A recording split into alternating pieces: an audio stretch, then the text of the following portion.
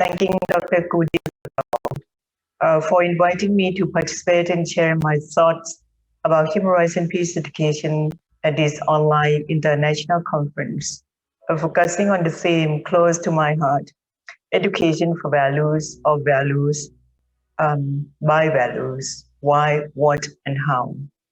In a way, I'm speaking here on behalf of my friends and colleagues who have been working tirelessly with me throughout the years. The values of human rights and human dignity, peace, freedom, and social progress are enshrined in the Charter of United Nations and in the Universal Declaration of Human Rights. These values are also recognized by the ASEAN Human Rights Declaration adopted in 2012.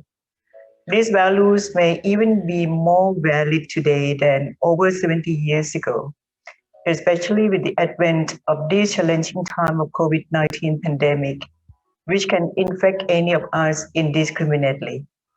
After several decades, although human rights and peace are more broadly accepted and referred to, these values are still far from being realized. These values require us to understand that they do not exist in a vacuum. People need to know about their rights, need to be taught that human rights and peace values entail a set of obligations. They need to be thought through and need to be defended. This can be meaningfully performed only when people have capacity to do so. Education is the key. In my talk, I will try to address the questions why human rights and peace education, what we have been doing, and how. Why? Many years ago, I read a book entitled Educating for Human Rights, the Philippines and Beyond. This book was written by Richard Pierre Claude.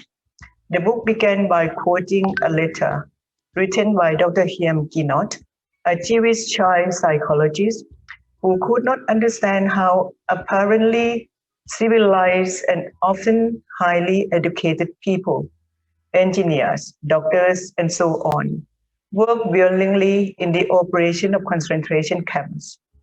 Dr. Kinot wrote a letter to address school teachers. The letter said, "Dear teachers, I'm a survivor of a concentration camp. My eyes saw what no man should witness: gas chambers built by learned engineers, children poisoned by educated physicians, infants killed by trained nurses, women and babies shot and burned by high school and college graduates. So I'm suspicious of education.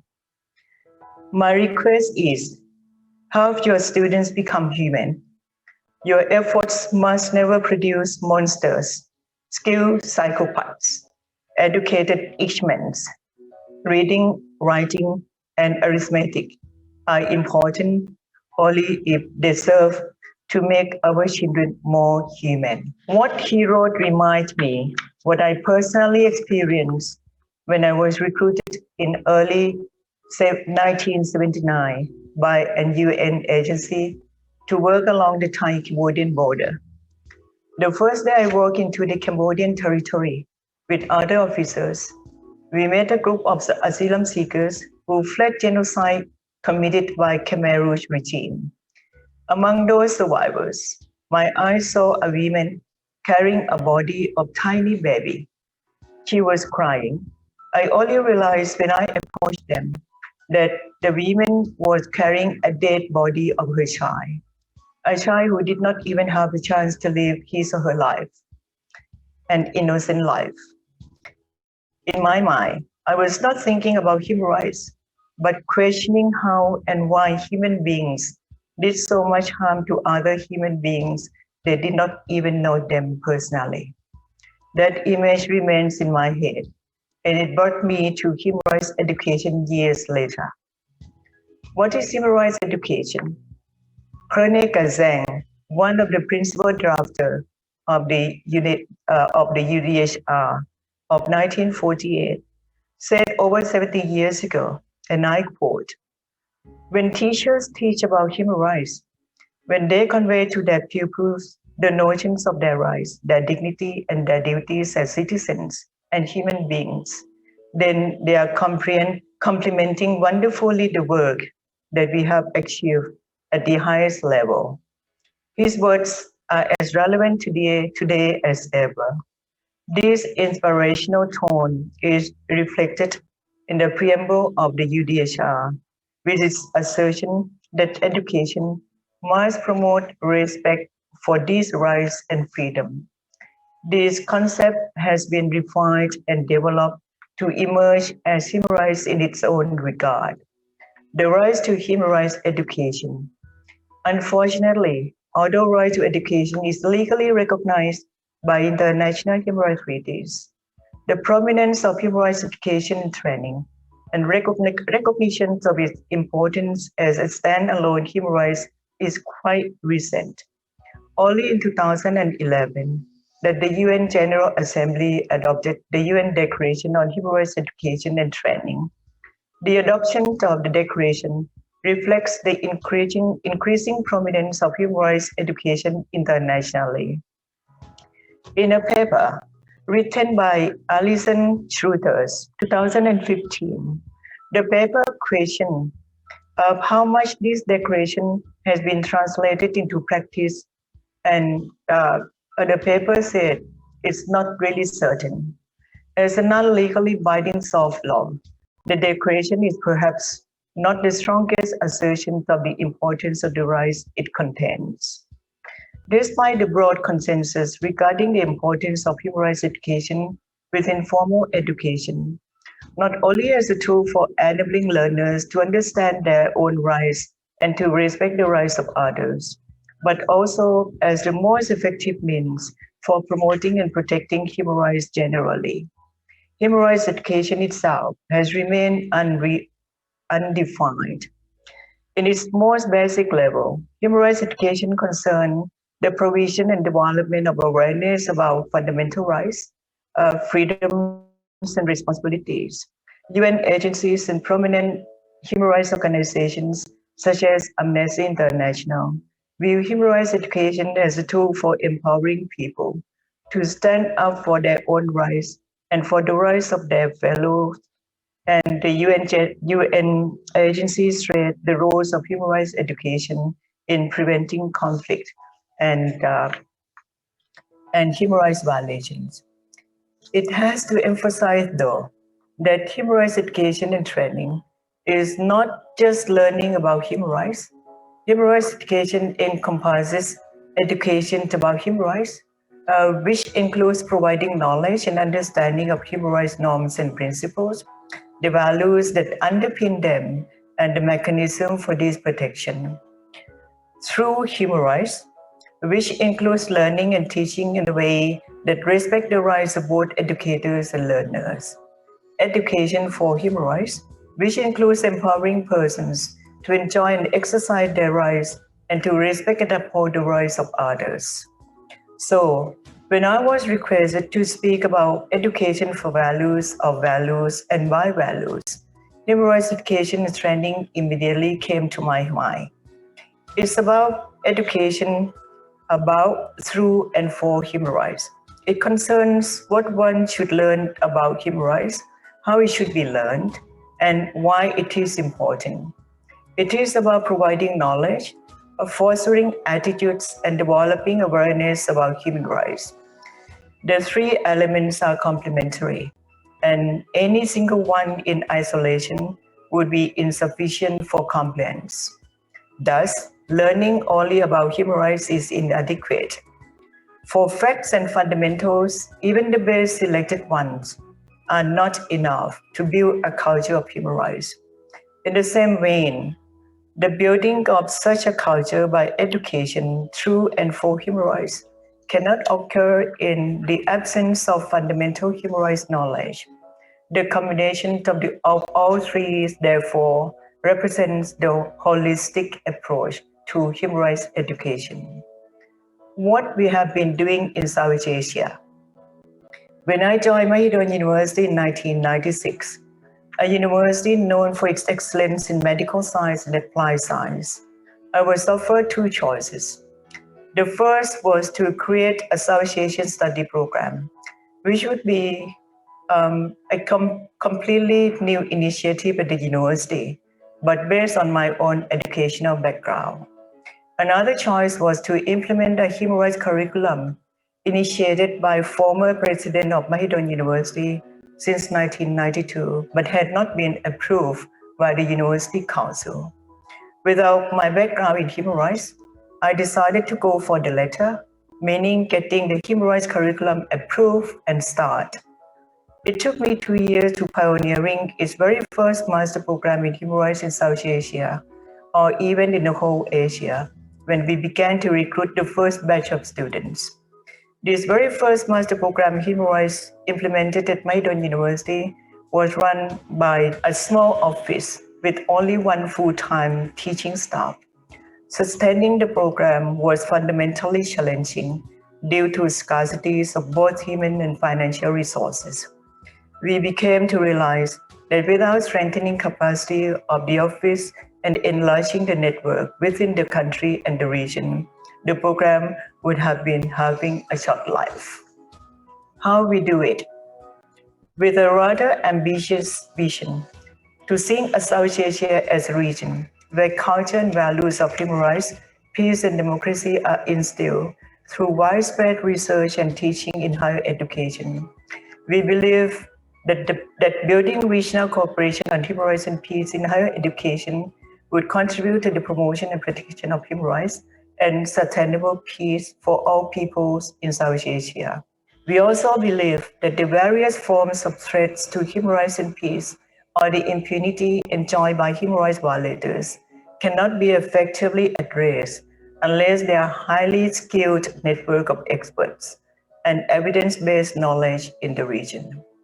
The overarching objective of our program was to contribute to the improvement of human rights and peace situation in South Asia through applied research and education.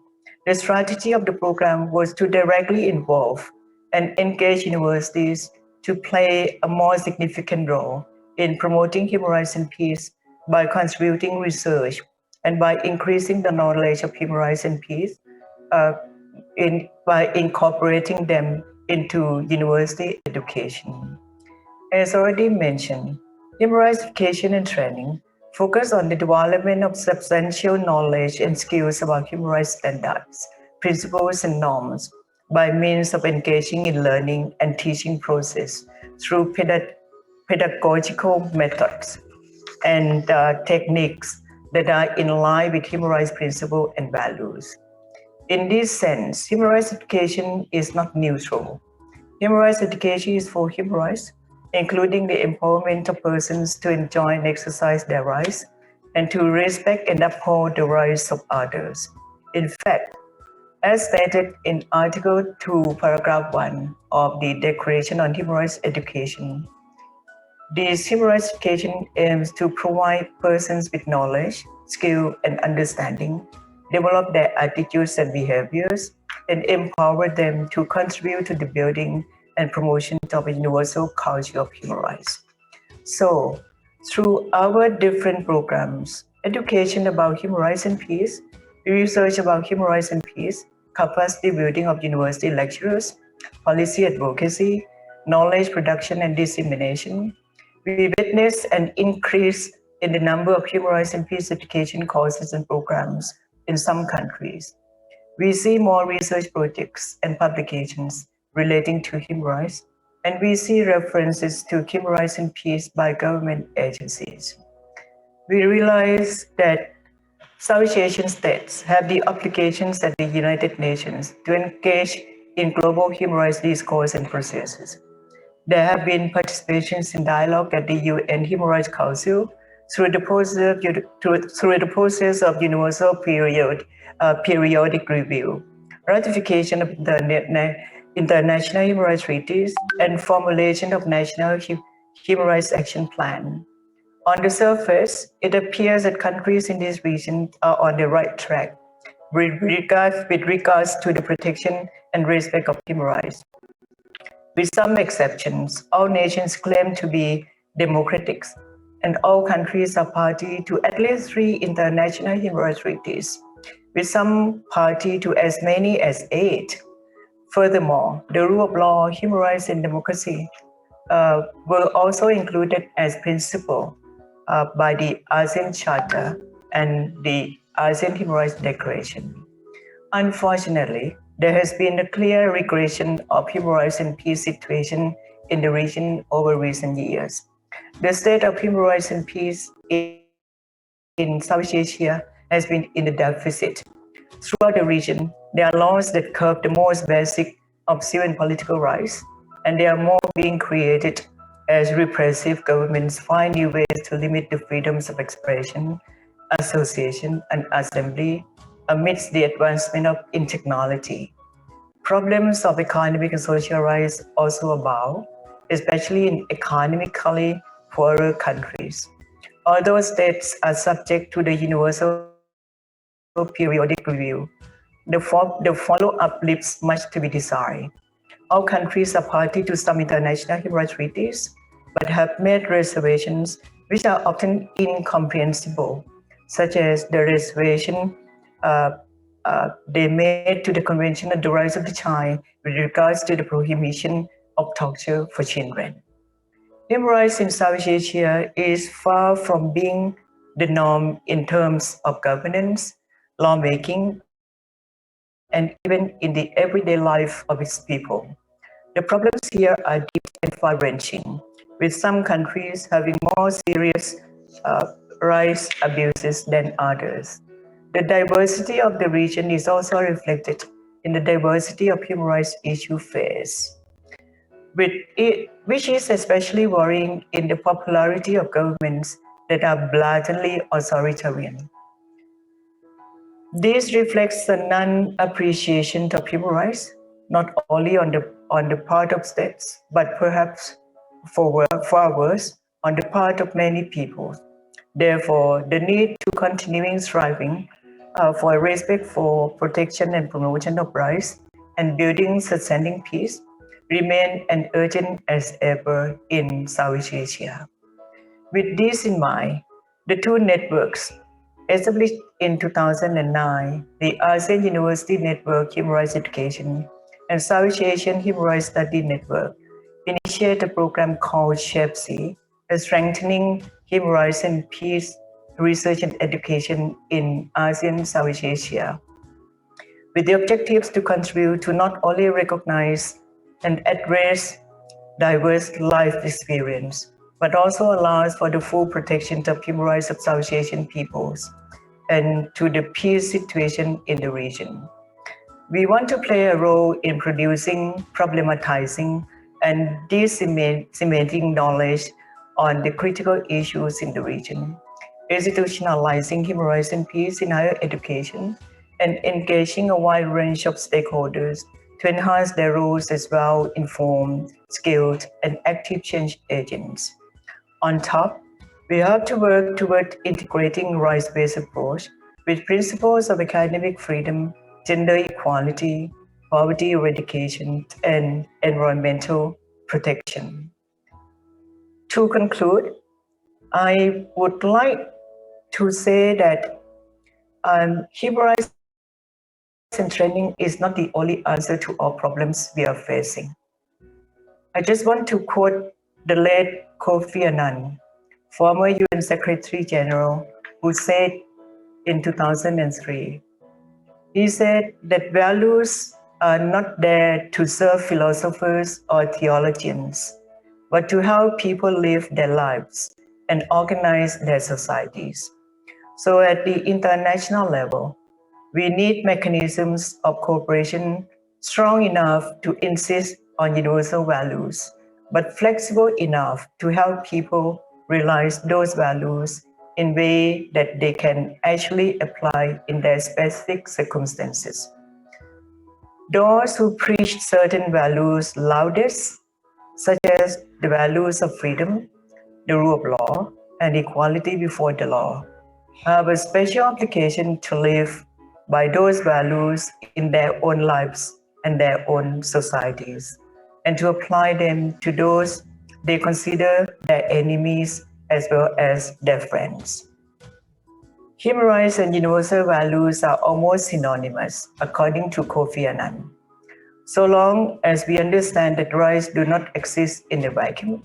I already mentioned earlier that human rights education entails a corresponding set of obligations, and obligations are only meaningful where there is a capacity to carry them out.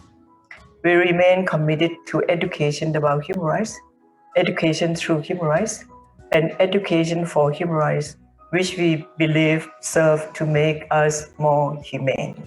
Thank you. Sharing